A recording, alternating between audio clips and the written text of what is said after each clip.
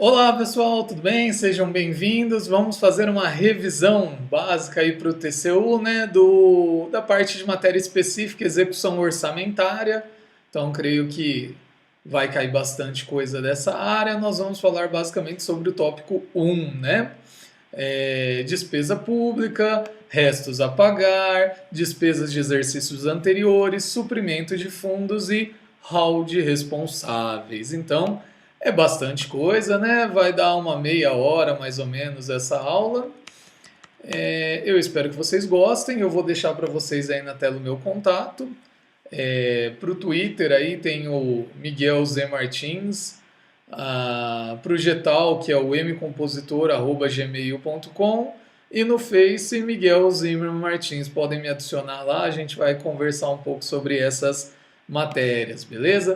Então nós temos que começar caracterizando a despesa pública. Afinal, a gente precisa saber qual que é o conceito real de despesa pública. Despesa pública ela é conceituada como um conjunto de dispêndios que o Estado ou qualquer outra pessoa de direito público, a qualquer título, a fim de saldar os gastos fixados na lei do orçamento ou em lei especial, faz visando a realização do funcionamento dos serviços públicos, beleza? Então vamos ler de novo, ó. Conjunto de dispêndios do Estado ou de outra pessoa de direito público a qualquer título, a fim de saldar gastos fixados na lei do orçamento ou em lei especial, visando a realização e ao funcionamento dos serviços públicos. Uma coisa importante que a gente já vê aqui é que tem uma ligação muito forte entre despesa e planejamento. Porque a despesa pública ela tem que estar prevista na lei do orçamento ou em lei especial que abra créditos suplementares. Então você já sacou uma coisa, a despesa ela está ligada ao planejamento, beleza? Como que a gente pode classificar a natureza? Tem vários enfoques para classificar a natureza da despesa. Desculpa, tem vários enfoques para classificar a despesa. Um desses enfoques é a natureza. Quanto à natureza, a despesa pode ser orçamentária, ou seja, despesa orçamentária é aquela despesa que os recursos não possuem correspondência com ingressos anteriores, ou seja, não há uma vinculação direta entre um ingresso específico e essa despesa. Ou a despesa também pode ser extra-orçamentária. Quando que uma despesa é extra-orçamentária? Quando ela vai ser realizada com ligação a uma receita extra-orçamentária. Um exemplo. Vamos dar exemplo que é mais fácil. No caso de uma licitação, os participantes tiveram que fazer um depósito para provar a situação econômica financeira num dos artigos, lá num dos casos que a Lei 8666 permite. É um ingresso, é uma receita extra-orçamentária, porque ela não está vinculada ao planejamento da lei orçamentária. Foi uma coisa que aconteceu fora dos padrões normais, entendeu? Aí acabou a licitação, um deles venceu, outros 5 licitantes não venceram, né? Perderam a licitação. A administração tem que devolver o valor para aqueles 5 licitantes que não conseguiram vencer. A hora que ela paga esses 5 licitantes, a hora que ela devolve esse dinheiro, é uma despesa extra-orçamentária, beleza? Porque está ligada a essa entrada extra-orçamentária. Quanto à natureza da despesa, então nós classificamos em orçamentária e extra-orçamentária. Dentro dessas duas classificações, a gente ainda pode subdividir em categoria econômica. Ou seja, na categoria econômica, a despesa orçamentária ela pode ser corrente ou de capital. Aí, dentro da despesa corrente, nós temos pessoal e encargos, juros e encargos da dívida externa e outras despesas. Dentro da capital, nós temos investimentos, amortizações e outras dívidas. Você vê que as despesas orçamentárias correntes, elas são aquelas que a administração faz para manter o seu trabalho. Elas são correntes, elas são diárias, sabe? Pessoal, todo mês você tem que pagar pessoal e encargos, os trabalhistas. Todo mês você tem que pagar luz, água, telefone. São despesas correntes. Despesas de capital, elas já são despesas que vêm de investimento, amortização de dívida, inversões financeiras, são coisas mais que têm a ver com patrimônio, beleza? Agora, os exemplos de despesa extra orçamentária são as restituições de depósito, de calções e resgates de aro, que são antecipações de receitas orçamentárias, é um tipo de empréstimo, né? Quanto à competência institucional, a gente ainda pode classificar a despesa como federal, estadual ou municipal. Ou seja, quem é o ente que é obrigado a fazer aquela despesa, que tem competência para fazer aquela despesa, né? Tem a titularidade para fazer aquela despesa. Pode ser federal, pode no âmbito da União, pode ser estadual, qualquer um dos estados, ou pode ser municipal.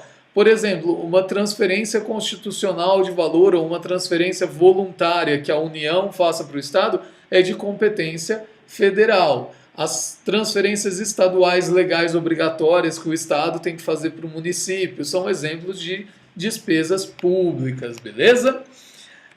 Quanto à afetação patrimonial, olha que essa daqui é uma das classificações importantes realmente que você tem que saber. Você pode falar que a despesa é efetiva ou não efetiva. Efetiva é quando existe mudança no valor do patrimônio líquido. Basicamente é isso. Tem efetiva mudança no caixa. Por exemplo, você vai pagar o pessoal. A hora que você paga o pessoal, o seu caixa diminui, mas você não ganha mais nada, né? Você não transforma esse dinheiro em outra coisa. Você tinha que pagar, você teve que pagar a luz. É uma despesa efetiva. Agora, despesas não efetivas são aquelas decorrentes de, por exemplo, mutação patrimonial, em um investimento, uma inversão financeira. Então, você estava usando um imóvel lá, né, estava alugado, e você resolve comprar esse imóvel. Quer dizer, você deu dinheiro, mas ganhou o imóvel em troca. Então, é uma inversão. Você simplesmente faz uma mutação patrimonial no seu balanço patrimonial. Para entender isso, você tem que ter estudado a Lei 4.320 e lembrar das partidas dobradas. Lembra que sempre vai debitar uma conta e creditar em outra conta. Partidas dobradas. Quando esse débito e crédito eles são equivalentes e não há uma mudança do patrimônio líquido, você fala que a despesa é não efetiva, beleza? Quanto à regularidade, nós temos despesas ordinárias e despesas extraordinárias. Despesas ordinárias são aquelas recorrentes, pagar água, pagar luz, pagar telefone, você tem que pagar sempre, não tem que pagar sempre? Então é uma despesa ordinária. Despesa extraordinária, em geral, são aquelas que acontecem em calamidade pública, são despesas que você não faria normalmente, que você não teria como planejar, né, essa despesa, falar, beleza, daqui não sei quanto tempo eu vou reconstruir uma obra que a enchente destruiu. Você não tem como fazer isso, concorda? Não tem como você prever isso. Então é uma despesa extraordinária. Quanto aos estágios da despesa, agora nós vamos falar, tem até um item específico, se eu não me engano, no edital, que fala sobre os estágios da despesa.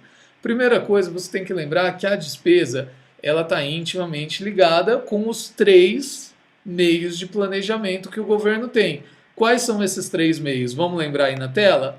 É o PPA, que é o Plano Plurianual, duração de 4 anos, é a LDO, que é a Lei de Diretrizes Orçamentárias, e é a LOA, beleza? Então, esses 3 instrumentos de planejamento que o governo utiliza vão influenciar diretamente na despesa pública. Uma coisa importante, qual seria o primeiro estágio da despesa? Para a doutrina, para a Lei 4.320 é uma coisa, para a doutrina é outra. Pela doutrina, a primeira fase é a fixação, que nada mais é do que a autorização dada pelo Poder Legislativo ao Poder Executivo para disponibilizar o crédito orçamentário. Como que é feito? Através da LOA. A LOA vai fixar qual que é o orçamento de cada departamento. E aí é essa a autorização que o Poder Legislativo dá ao Poder Executivo para começar a executar o orçamento. Beleza? Tem uma segunda fase, que seria a segunda fase, que também não está prevista na lei, porém ela é feita na parte prática, que é o pré-empenho. Pré-empenho. Pré-empenho, na verdade, é uma reserva da dotação orçamentária que você faz. Olha, imagina a seguinte situação: você trabalha num órgão junto com mais 400 ou 500 pessoas. Você não consegue saber tudo que está rolando dentro daquele órgão, dentro daquele ministério. E você vai fazer uma licitação para comprar 1000 computadores. Mas alguém está fazendo uma outra licitação, alguém está fazendo outra, alguém está fazendo outra. O que você precisa fazer? Você precisa reservar o seu dinheiro. Porque essa sua licitação pode demorar 2 meses ou 6 meses. Mas você tem que ter o dinheiro ali pronto. E você vai empenhar quando o vencedor tiver o preço, né, do vencedor. Você não vai empenhar antes, você vai empenhar depois. Então você faz um pré-empenho para reservar essa dotação orçamentária. Isso acontece muito na prática, beleza?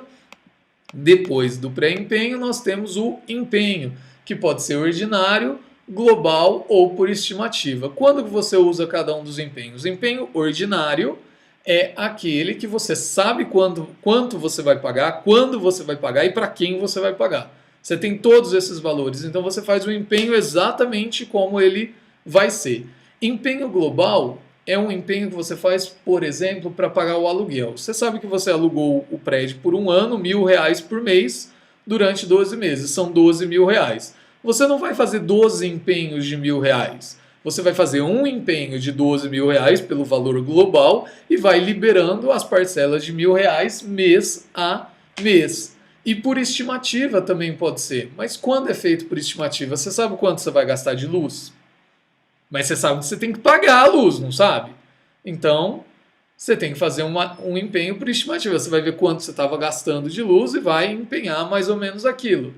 A anulação do empenho pode ser total ou parcial. Por exemplo, você estava fazendo aquela licitação dos computadores, o TCU barrou a licitação, não vai mais fazer. Você vai lá e anula o empenho, anula o pré-empenho. Ou você fez uma estimativa de que ia gastar R$10.000 de luz e gastou 8.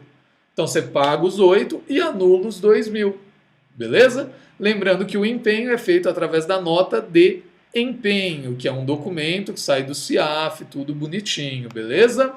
Espero que vocês tenham estudado o CIAF também.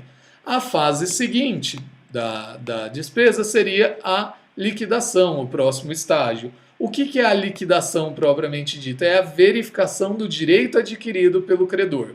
Ou seja, a administração vai verificar se o credor, que está lá falando que tem um direito, realmente tem aquele direito. Como? Ela vai fazer uma verificação documental e uma inspeção nos produtos que aquele credor está entregando. Então você comprou 10.000 canetas, vai contar se tem 10.000 canetas, se são as canetas que realmente deveriam ter sido vendidas. Você comprou Bic e veio aquela made in Taiwan. Então você vai verificar se o credor cumpriu a parte dele. Aí você verificou que o credor cumpriu, ele é joinha, cumpriu tudo, vai passar para o pagamento, que é uma fase interna que a ordem bancária é liberada para fazer o pagamento de acordo com os dados que foram verificados na liquidação. Porque na liquidação é visto quem tem direito de receber aquilo, quem que é o dono da empresa, qual que é a conta, qual que é o nome do cara, CPF, endereço, tudo para poder fazer o pagamento. Basicamente, estes são os estágios da despesa. Então, se você souber isso, já tá bem, né? Tá meio caminho andado aí. Aí nós temos no edital os restos a pagar. E por que ele entra logo depois da despesa? Porque restos a pagar tem tudo a ver com despesa. É uma sequência. Você vai ver que a sequência que eu coloquei aqui para estudar é a linha lógica do que acontece. O que são os restos a pagar? São as despesas que foram empenhadas. Então lembra do estágio da despesa lá? Você empenhou. Mas elas não foram pagas dentro do exercício financeiro. Lembrando que o exercício financeiro coincide com o nosso ano civil, ou seja, se o empenho não for pago até 31 de dezembro, ele pode ser inscrito em restos a pagar. Mas nós temos 2 tipos de restos a pagar. Quais são esses tipos? Nós temos os restos a pagar processados. e os restos a pagar não processados. Os restos a pagar processados são aqueles que foram liquidados até 31 de dezembro. A liquidação foi feita, porém o pagamento ainda não foi feito. Então só está pendente o pagamento. Beleza? Liquidou, verificou que o credor tem realmente direito ao pagamento, mas, sei lá, o cara entregou dia 30 de outubro, 30 de novembro, demorou um mês para fazer a conferência, dia 29 de dezembro terminou a liquidação e mandou para o departamento fazer o pagamento, mas demora um tempo para o departamento fazer a ordem bancária. Então você não vai poder cancelar o empenho, você vai inscrever em restos a pagar processados, que só está pendente o pagamento. Restos a pagar não processados está lá no artigo 35 do decreto 93765, se eu não me engano. O que ele vem falar? Ele fala o seguinte: o empenho das despesas não liquidadas será considerado anulado em 31 de dezembro para todos os fins. Então, qual que é a regra? Se você empenhou, mas não liquidou, vai ser anulado. Essa é a regra. Quais são as exceções? Salvo quando vigente o prazo para cumprimento da obrigação assumida pelo credor, vencido o prazo que trata o item anterior, mas esteja em curso a liquidação da despesa, ou seja, é de interesse da administração exigir o cumprimento da obrigação assumida pelo credor, ou se destinar a atender transferências de instituições públicas ou privadas, ou se corresponder a compromissos assumidos no exterior. Nós precisamos dar um enfoque nas três primeiras hipóteses, né? Que seja interesse da administração exigir o cumprimento da obrigação, porque você teve um processo de licitação muito grande, e é interessante você fechar esse contrato. Você vai inscrever em restos a pagar não processados. Lembrando que se a despesa não foi liquidada, vai ser restos a pagar não processados. A despesa foi liquidada? Foi restos a pagar processados, beleza? Então, a diferença de inscrição de restos a pagar é qual o estágio que a despesa estava em 31 de dezembro. Quer ver um exemplo de vigente o prazo para cumprimento da obrigação assumida pelo credor? Imagina que você conseguiu terminar a licitação em novembro. Chamou o cara para assinar dia 30 de dezembro o contrato, dia 30 de novembro. Ele foi lá, assinou e pelo contrato ele tem 60 dias para te entregar o produto. 30 dias de dezembro, 30 dias de janeiro. Então ele está dentro do prazo para receber. Você não pode cancelar aquele empenho. Você tem que inscrever em restos a pagar não processados, beleza? Detalhe importante, observação importante. Qual que é a validade dessa inscrição em restos a pagar? É válido até 31 de dezembro do ano posterior. Ou seja, 1 ano de validade dessa inscrição. Terminou esse 1 ano de validade, é anulado o empenho, é cancelada essa inscrição e anulado o empenho. Só que aí, imagina que o credor tenha direito de receber. Por algum motivo, alguém fez uma caca, não pagou o cara, foi processado, foi liquidado, ele entregou, valeu, mas não pagaram o cara até o ano seguinte. Ele tem mais 4 anos para exigir. Por quê? A lei fala que ele tem 5 anos para cobrar. Mas esses 5 anos conta o primeiro ano que já está em restos a pagar. Então, quando anula os restos a pagar, ele tem mais 4 anos para poder exigir o direito dele, cobrar o direito dele. O que são as despesas de exercícios anteriores? O conceito são as dívidas resultantes de compromissos gerados em exercícios financeiros anteriores àqueles em que ocorreram o pagamento. Então, por exemplo, nós temos que entender o que é o regime de caixa e o regime de competência. Regime de competência fala que as despesas têm de ser contabilizadas conforme o exercício a que pertençam, que é o regime que é adotado nesse caso. Regime de caixa, diferentemente, a despesa é contabilizada quando sai o dinheiro do caixa. Isso é importante você saber a diferença, regime de caixa, regime de competência. Então, como nesse caso adota-se o regime de competência, nós temos que pertencem ao exercício financeiro as despesas nela legalmente empenhadas. Ou seja, Se a despesa foi empenhada em 2002, ela vai ser pertencente ao exercício de 2002.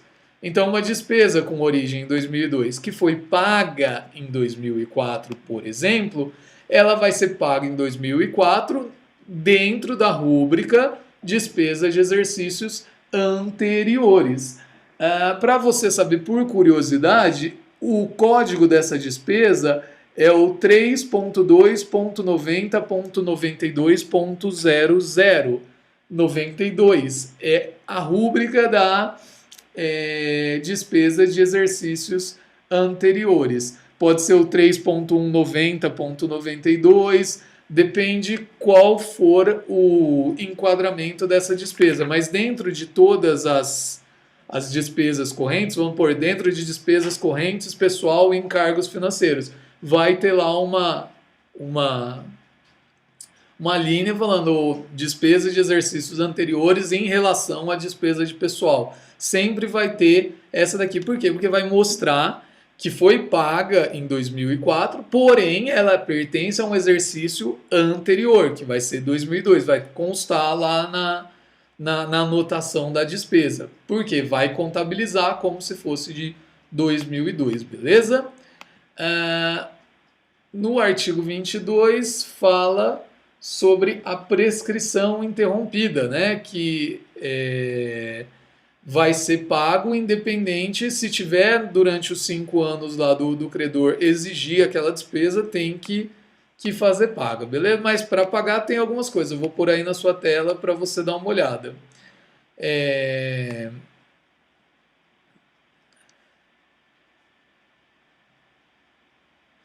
Que no artigo 22 vai trazer exatamente o reconhecimento da obrigação de pagamento. Para efeitos desse artigo, considera-se despesas que não tenham sido processadas na época própria e restos a pagar com a prescrição interrompida. Aí vai ter que fazer o reconhecimento do pagamento e pagar, beleza? Ou seja, o governo vai ter que pagar de qualquer jeito. Terminamos essa parte, vamos passar para suprimento de fundos. Suprimento de fundos é legal porque também é chamado de adiantamento, né? É a forma que você tem para entregar numerário a um servidor para ele realizar uma despesa, porém essa despesa é de pronto pagamento, ali não teria como fazer licitação. Só que essa despesa ela é precedida de empenho na dotação de despesas a realizar e por sua natureza ou urgência ela não pode se subordinar ao processo normal, né, de empenho, liquidação e pagamento. Não dá para seguir essa norma. Quando pode ser feita o suprimento de fundo? Tem 3 hipóteses. Para atender despesas eventuais, inclusive em viagens e com serviços especiais, quando a despesa deve ser feita em caráter sigiloso, conforme se classificar em regulamento, e para atender despesas de pequeno vulto, assim entendidas aquela cujo valor em cada caso não ultrapassar o limite estabelecido em portaria do Ministério da Fazenda. Se eu não me engano, o valor hoje para despesas normais é de R$ 800 e para despesas de engenharia e obras é R$ 1.500, que tem que ser feito com aquele cartãozinho do governo. A regra é que a despesa tem que ser feita com o cartão de pagamento do governo federal, o CPGF. Essa é a regra. Mas imagina a seguinte situação hipotética. Nós temos nosso amiguinho policial, agente da Polícia Federal. Um agente da PF que passou nesse concurso que está todo anulado aí, sei lá, né? E ele está na fronteira do país, está lá na PQP, no meio do mato. Como que ele vai pagar com o cartão de pagamento do governo federal? Me conta. Não tem lugar lá que não tem energia elétrica e o cara está lá fazendo uma operação. Não tem como. Então, nesse tipo de caso, é válido a entrega de dinheiro, money mesmo, a notinha mesmo para o cara. E ele vai ter que prestar conta. Lembrando que todo suprimento de fundo, ele entra nas contas do ordenador de despesa. Então, o cara que recebe do ordenador de despesa essa grana, ele tem que prestar conta, procedendo-se automaticamente à tomada de conta se ele não fizer no prazo assinalado pelo ordenador de despesa. Beleza? Uma coisa importante a saber é quando não pode se dar um suprimento de fundo. A lei também elenca alguns casos falando que não pode suprimento de fundo. Você não pode entregar um novo suprimento de fundo a um servidor que já é responsável por 2 suprimentos e ainda não prestou conta. Para servidor que tem a seu cargo a guarda ou a utilização do material que vai ser adquirido, salvo quando não houver na repartição outro servidor. A responsável por suprimentos de fundo que, esgotado o prazo, não tenha prestado contas de sua aplicação.